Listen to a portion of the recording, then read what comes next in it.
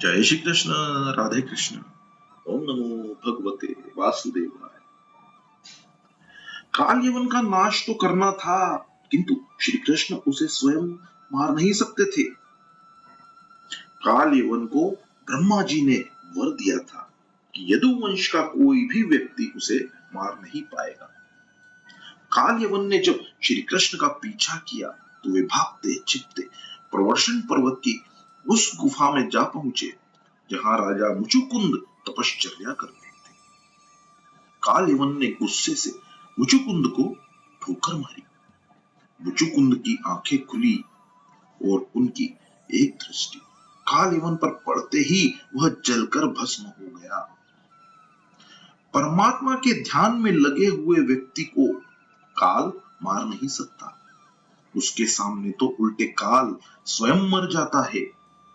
जब मुचुकुंद ने माना कि श्री कृष्ण आए हैं तो वे प्रार्थना करने लगे।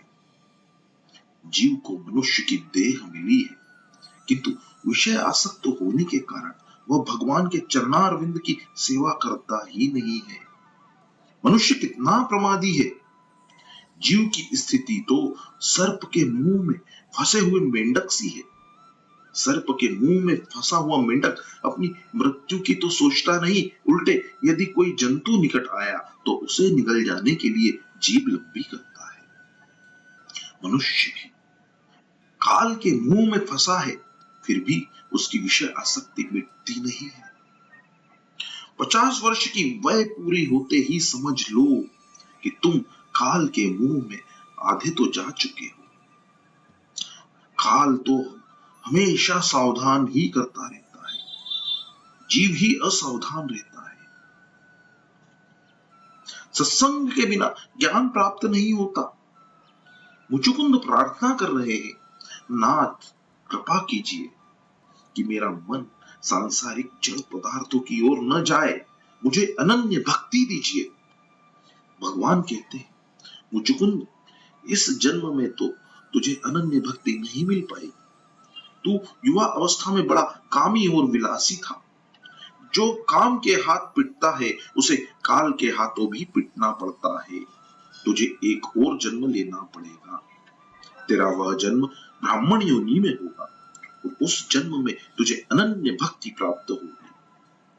मुचुकुंद ने कठोर तपश्चर्या की और क्षत्रिय शरीर छूट गया। अगले जन्म में वे ब्राह्मण बने। द्वापर युग के क्षत्रिय राजा मुचुकुंद कलयुग में नरसिंह मेहता का रूप लेकर अवतरित हुए। वे द्वारिकाधीश के बड़े प्यारे थे। भगवान ने उनके 52 कार्य परिपूर्ण किए। मुचुकुंद राजा की कथा इस तथ्य का घोतक है कि अपनी युवा अवस्था को विलासिता में बिता देने वाले को मुक्ति मिलना बड़ा दुष्कर है। ऐसे को अनन्य भक्ति भी नहीं मिल पाती। सो धीरे धीरे संयम को बढ़ाते जाना चाहिए और भगवतमय जीवन जीना चाहिए।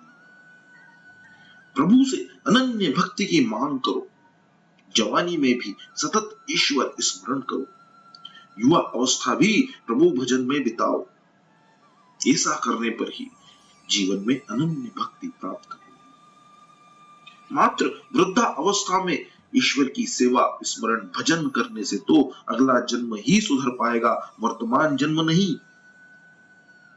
अब आगे रुक्मणी हरण का प्रसंग आएगा। परमात्मा लक्ष्मी के स्वामी हैं। लक्ष्मी जी जीव मात्र की माता है, अतः जीव को तो लक्ष्मी के विवेक पूर्ण उपयोग मात्र का अधिकार है, उपभोग का नहीं। लक्ष्मी का उपभोग का अधिकार तो मात्र नारायण को ही है। उपयोग और उपभोग में अंतर है। इंद्रियों को अनिवार्य वस्तु विषयों का देना उपयोग हुआ, किंतु इंद्रियों को बिना आवश्यकता के ही बिना उन्हें विषय देते रहना, उन्हें बहलाते रहना उपभोग है, स्वेच्छाचार है। इंद्रियों के अधीन होकर विषयों को देते रहना उपभोग है। धन के दुरुपयोग से इहलोक और परलोक दोनों बिगड़ते हैं। संपत्ति और शक्ति का सदुपयोग करने वाला देव है और दुरुपयोग करने वाला दैत्य है। भागवत की कथा मानव को देव बनाने के लिए है। समय शक्ति और संपत्ति का सदुपयोग करो। मनुष्य अपना बहुत सा समय संपत्ति और संतति के पीछे गंवा देता है। जीव बहुत सा समय फैशन और व्यसन में नष्ट कर देता है। शरीर या संतति को अतिशय व्यथा देना या अतिशय दुलारना अच्छा नहीं है। यदि परमात्मा ने तुम्हें अधिकार दिया है तो सदुपयोग करने का अधिकतर उत्तरदायित्व तुम पर है। यदि भगवान अप्रसन्न होंगे तो जीव मात्र की दुर्गति होगी। शास्त्रों ने लक्ष्मी के 3 भेद बताए हैं, लक्ष्मी, महालक्ष्मी और अलक्ष्मी। लक्ष्मी नीति अनीति दोनों तरह से प्राप्त धन साधारण लक्ष्मी है, जिसका कुछ सदुपयोग भी होगा और कुछ दुरुपयोग भी। महालक्ष्मी धर्मानुसार प्राप्त धन महालक्ष्मी है। श्रम मात्र से अधिक लाभ उठा मुनाफा लेना पाप और चोरी है। जीव में धन नहीं, धर्म मुख्य धर्म ही मृत्यु के पश्चात भी आता है, साथ साथ जाता है। धर्मानुसार श्रम पूर्वक नीति से प्राप्त धन महालक्ष्मी है। ऐसा धन हमेशा शुभ कार्यों में ही खर्च होगा। अब तीसरा है अलक्ष्मी। पापाचरण अनीति से प्राप्त धन अलक्ष्मी है। ऐसा धन विलासिता में ही बह जाएगा और जीव को शांति देने के बदले रुलाता जाएगा। मृत आत्मा के साथ धर्म के सिवाय अन्य कुछ भी नहीं जाता। नीति, धर्म, सदाचार से प्राप्त धन ही महालक्ष्मी है, जो शांतिदायी भी है। महालक्ष्मी नारायण को ही प्राप्त हो सकती है, शिशुपाल को नहीं। रुक्मणी हरण की कथा का यही तात्पर्य है। रुक्मणी महालक्ष्मी ही है, जो शिशुपाल को नहीं, नारायण को ही वरण कर सकती है। शिशु के लालन पालन में जिसका धन और समय लगा रहता है, वही कामी पुरुष ही शिशुपाल है। जो हमेशा सांसारिक और भौतिक सुखों के पीछे ही भागता रहता है, वही शिशुपाल है। भगवान ने मथुरा में एक भी विवाह नहीं किया था। उनके सभी विवाह द्वारिका में ही संपन्न हुए। प्रत्येक इंद्रियों को वश में कर ब्रह्म विद्या की प्राप्ति कर लेने के बाद ही विवाह करो। बिना योग का भोग अपने साथ रोग ले आएगा। तप न होगा तो भोग शरीर को रोगी बना देगा। सभी इंद्रियां शरीर के द्वार हैं और कृष्ण सभी इंद्रियों के स्वामी हैं। जितेंद्रिय बनकर विवाह करो, इंद्रियों का सेवक बनकर नहीं। इसी कारण से तो गृहस्थाश्रम के पूर्व ही ब्रह्मचर्य आश्रम का आयोजन किया गया है। राजा परीक्षित बोले, महाराज, मैं रुक्मणी विवाह का प्रसंग विस्तार से सुनना चाहता हूं। सुखदेव जी ने कहा, राजन सुनो। विदर्भ देश के राजा भीष्मक के 5 पुत्र और एक कन्या थी। ज्येष्ठ पुत्र का नाम रुक्मी था और कन्या का नाम रुक्मणी। भागवत में उनकी माता का नाम नहीं बताया है, किंतु अन्य ग्रंथों के अनुसार उनकी माता का नाम शुद्धमती था। जहां मति शुद्ध होती है, वही महालक्ष्मी का आगमन होता है। रुक्मणी लक्ष्मी जी का अवतार थी। भीष्मक राजा की इच्छा थी कि रुक्मणी का विवाह श्री कृष्ण से किया जाए, किंतु राजा का पुत्र रुक्मी अपनी बहन का विवाह गोपाल के साथ नहीं, राजा शिशुपाल के साथ करना चाहता था। रुक्मणी ने भाई की इच्छा जानी तो उसे बड़ा दुख हुआ। रुक्मी ने शिशुपाल को बारात लेकर आने का आमंत्रण दिया। कामी शिशुपाल बारात सहित आ पहुंचा। गणपति पूजा के समय भी इस कामी का ध्यान तो रुक्मणी की ओर ही लगा हुआ था। उसका ध्यान कन्या के दैहिक सौंदर्य की ओर था। जब साधारण जीव विवाह करने जाता है तो कामाधीन होकर जाता है। प्रभु तो गोपाल अर्थात गो इंद्रियों को नियंत्रण में रखने वाले हैं। भगवान जितेंद्रिय बनकर विवाह करने जाते हैं। शुद्धमती के अंतपुर में एक सुदेव नामक ब्राह्मण आता जाता था। रुक्मिणी ने उस ब्राह्मण से कहा, मैं श्री कृष्ण से विवाह करना चाहती हूँ। 7 श्लोकों में लिखा हुआ यह मेरा पत्र तुम श्री कृष्ण तक पहुंचा दो। एकनाथ महाराज ने रुक्मिणी स्वयंवर पर भाष्य लिखा है। वे कहते हैं कि रुक्मिणी श्री कृष्ण का विवाह शुद्ध जीव और ईश्वर का विवाह है। भागवत कथा के अंतिम दिन इस विवाह की कथा आती है, जिसे तक्षक नाग के दंश से मरना है। क्या वह लौकिक विवाह की बातें सुनेगा? योगी श्रेष्ठ परमहंस सुखदेव जी यह कथा कर रहे हैं। भाषा विवाह की है, जबकि तात्पर्य तो जीव के ईश्वर से मिलन का है। श्री कृष्ण कहते हैं, मुझे सांसारिक सुख उपभोग की इच्छा ही नहीं है। मुझे किसी भी वस्तु की अपेक्षा नहीं है। मैं निरपेक्ष हूं, मैं निष्काम हूं। रुक्मिणी भी तो कहती है कि उसे भी विषय सुख की इच्छा और अपेक्षा नहीं है।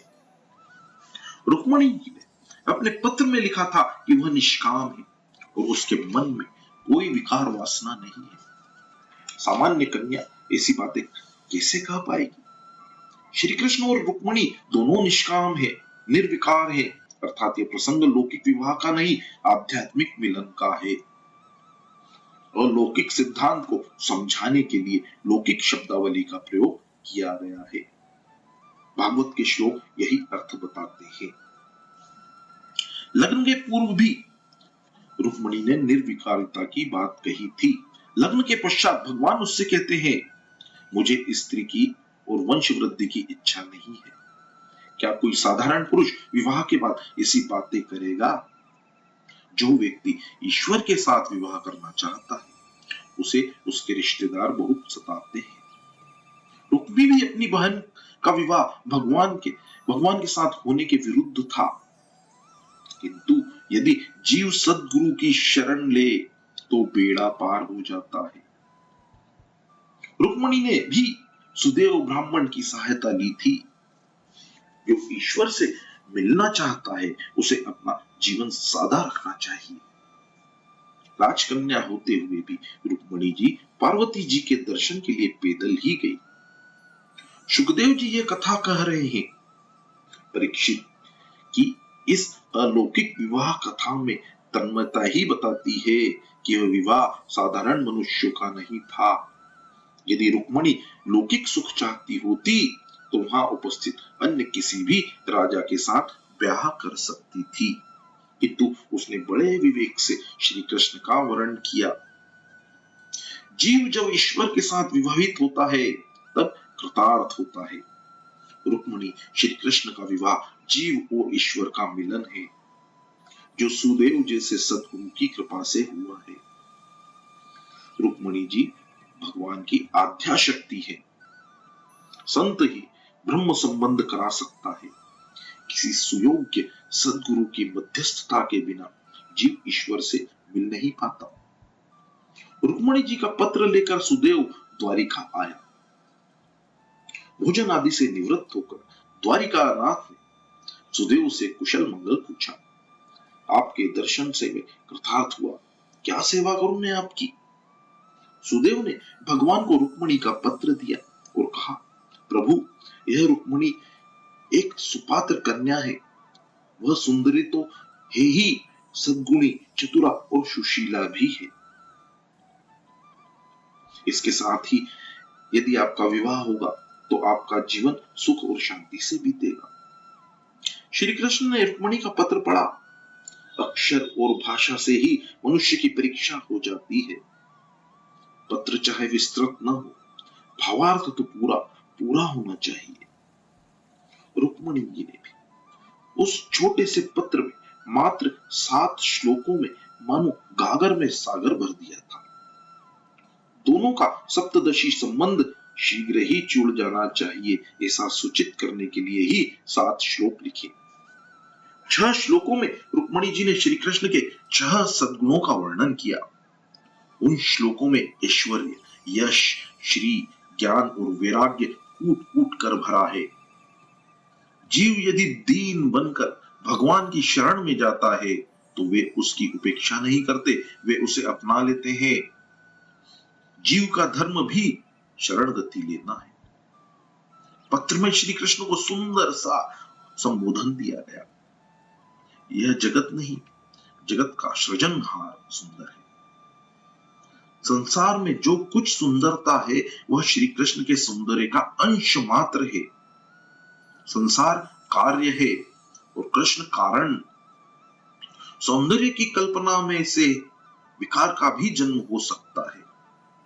हमेशा यही सोचो कि मनुष्य की सुंदरता ईश्वर के ही कारण है। भागवत सुंदर दृष्टि देता है, अहम की दृष्टि को बदलता है। जगत जैसा है वैसा ही रहेगा। प्रश्न दृष्टि का है। कैसी दृष्टि वैसी सृष्टि। नाथ, आप अतिशय सुंदर हैं। आपके सौंदर्य के साथ साथ आपके सद्गुणों की कथा भी मैंने महात्माओं से सुनी है और इसी कारण से आपसे विवाह करने का मैंने निश्चय किया है। आपके सद्गुणों ने मेरा मन मोह लिया है, मेरा चित्त चोर लिया है। आपके सौंदर्य और सद्गुणों का वर्णन सुनकर मेरा मन निर्लज्ज हो गया है। बार बार श्री कृष्ण कथा सुनने वाले का मन श्री कृष्ण हर लेते हैं। सुखदेव जी जैसे निरपेक्ष वक्ता भी कृष्ण कथा कहने की इच्छा रखते हैं। यदि कोई श्रोता नहीं मिल पाता था तो वे वृक्षों को ही रास पंचाध्यायी सुनाते थे। नाथ, मैं किसी कामी पुरुष के साथ विवाह करना नहीं चाहती। मैंने अपनी आत्मा आपके चरणों में ही समर्पित कर दी है। परमात्मा सोचेंगे कि ऐसी निर्लज्ज कन्या से कैसे विवाह किया जाए। सो रुक्मिणी ने अगले श्लोक में लिखा, नाथ, इसमें मेरा अपना कोई दोष नहीं है कि मैं निर्लज्ज हो गई हूं। मैं वैसे तो लज्जा युक्त ही थी, किंतु आपके सद्गुणों ने ही मुझे निर्लज्ज बना दिया है। मेरी निर्लज्जता के दोषी आप ही के सद्गुण हैं। आप तो सभी के अंतर्यामी हैं। मैं और क्या लिखूं और क्या नहीं लिखूं, मेरी मनोभावना से आप सुपरिचित हैं। रुक्मिणी शिशुपाल का नामोल्लेख करना चाहती ही नहीं थी, किंतु उसने सोचा कि संभव है कि कृष्ण ऐसा सोचेंगे कि यदि हरण करके मुझसे विवाह करेंगे तो उन्हें और तो कुछ मिलेगा ही नहीं। जो कन्या अपने साथ संपत्ति न लाए उससे विवाह करने से क्या लाभ होगा। सो रुक्मिणी ने अगले श्लोक में लिखा कि वह अपनी निजी संपत्ति श्री कृष्ण को दे देगी। कौन सी है वह निजी संपत्ति। मैंने हमेशा नियमित सत्कर्म किया है। तुलसी की पूजा किए बिना मैं पानी तक नहीं पीती। आज तो नारी तुलसी की पूजा करती ही नहीं है, और यदि कोई नारी करती भी होगी तो चाय पान के बाद। संयम और सदाचार के बिना जीवन कैसे सुधरेगा। सदाचार का अर्थ है शास्त्र सम्मत धर्म द्वारा आचार, स्वेच्छाचार नहीं। मैंने कई व्रत नियम आदि किए हैं। मैंने गरीबों को वस्त्र और अन्नदान भी दिए हैं। मैं अपनी पुण्य संपत्ति साथ ले आऊंगी। मैं अपनी अलौकिक संपत्ति साथ ले आऊंगी। आप मुझे स्वीकार करें।